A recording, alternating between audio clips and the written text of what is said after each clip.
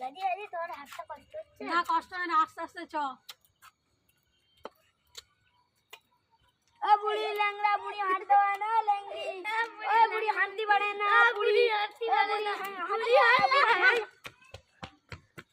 তুমি ছাড়ো তুমি বললি কেন আমি ওই নিয়ে ছেলেটা বলেছি